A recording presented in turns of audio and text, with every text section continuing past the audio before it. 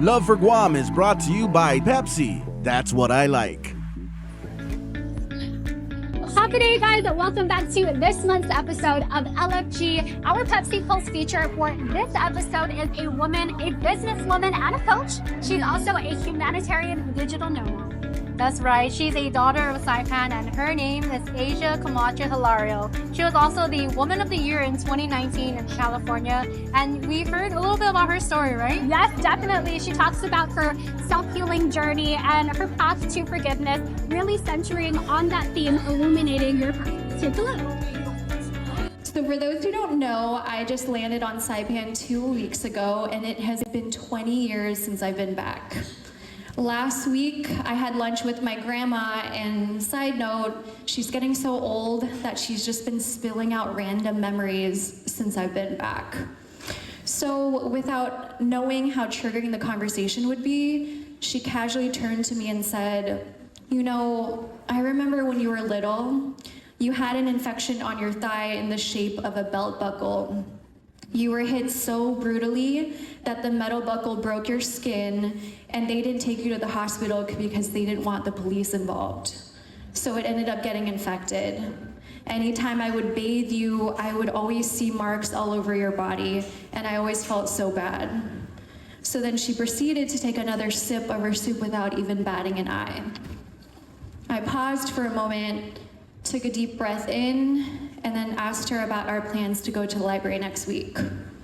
Now, maybe you're thinking, "Oh my God, Asia, that memory would have destroyed me. How were you not in shambles after she said that?" Or how did anger not immediately wash over you like the waves in the sea? This moment also brought me to the common question I get asked when people see photos of me and that certain family member. They always ask, "How in the world are you able to be cordial with someone that repeatedly and severely hurt you?" My answer? Self-forgiveness. Now, maybe you're thinking, self-forgiveness? Forgiving yourself as opposed to forgiving the other person? Doesn't make sense. What I've learned on my deep healing journey was that my inability to forgive others was actually rooted in my inability to forgive myself. Now, maybe you're thinking, why would you even want to forgive? Like, why is that even necessary? Because side note, honey, old Asia could hold a grudge as if I was competing in the Guinness World Record for it. I realized holding on to anger and other tough emotions actually manifests into physical illness in the body. Like, did you guys know that resentment actually gets stored in your lower back?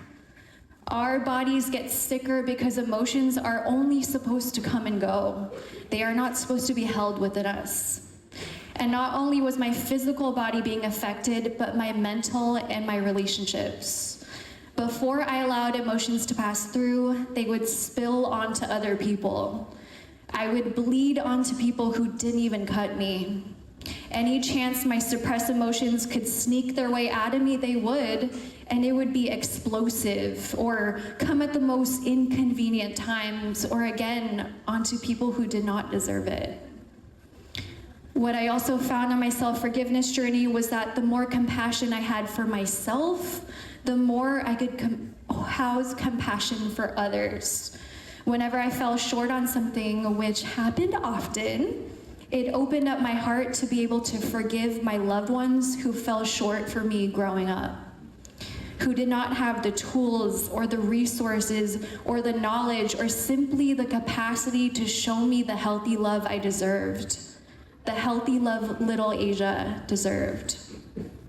Self-forgiveness meant growing the courage to face the times that brought me immense shame, like dropping out of college against my parents' wishes, giving way too many chances to men who weren't deserving of them, for not honoring red flags in the beginning of relationships, and instead being Ray Charles to them because ignorance is bliss, right?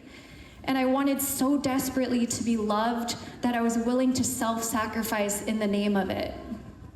Also, for not starting my healing journey sooner, for not standing up for myself when I needed to, for disappointing myself after I thought I had learned a lesson 1,000 times. I had to forgive myself for not having the tools, the resources, the knowledge, or simply the capacity to make better decisions at the time. Y'all, self-forgiveness can simply be an acceptance of your own humanity. The peace that I have now is a product of my continual acceptance of being a human. And then when I was able to look at myself as a human, what came after was the ability to see those who have hurt me as human also. Oh my Wow, God. yeah, it was amazing. It was amazing. It definitely took us through her journey of self-healing and giving us some tools how to go through that journey ourselves. Definitely, and I feel like my inner child as well was doing some healing listening to that. I love So that. amazing, but keep it here because up next we have I Love the Nightlife.